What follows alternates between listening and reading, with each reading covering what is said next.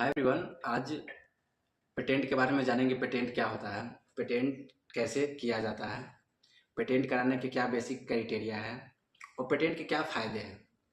First of all, patent is legal right granted by government for an inventors so that a inventors claim to other which is used his work. Now जो patent है intellectual property का एक part है। Intellectual property means creation of human hands that have commercial value. Intellectual property protect the idea of individuals. In our India, intellectual property comes under the Ministry of Commerce. Intellectual property के अलग अलग type है, जिसमें कि एक patent हो गए, बाकी copyright, trademarks, trade secrets and industrial design है।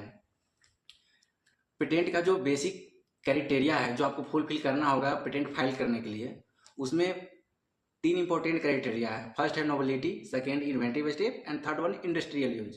नोवेलिटी मीन्स जो आपका आइडिया है, जो आप इम्प्लीमेंट करेंगे, आप अपने थॉट को, आप अपने आइडिया को, वो बिल्कुल न्यू होना चाहिए। New means no one can do such type of works till now in the world.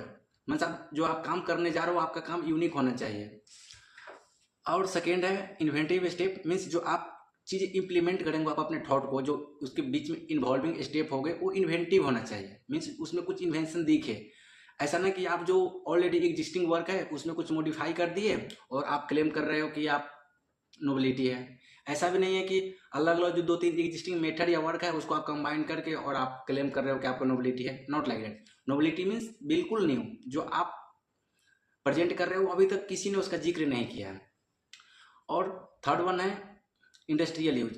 If anyone fulfil the novelty and inventive step then he also check for industrial use. Means आप जो patent के लिए file करोगे आपने work को, वो कल होकर के इंडस्ट्री में यूज भी होना चाहिए।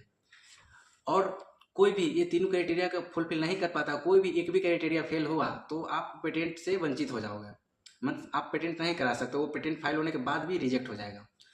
अब जो हम बताए थे पेटेंट के फायदे क्या है। पेटेंट के फायदे है कि आपका जो राइट है, आपका जो वर्क कोई ग्रांट के बाद अगर कोई यूज करना चाहे तो आपसे वो परमिशन लेगा और उसके बदले आपको रॉयल्टी मिलेगा।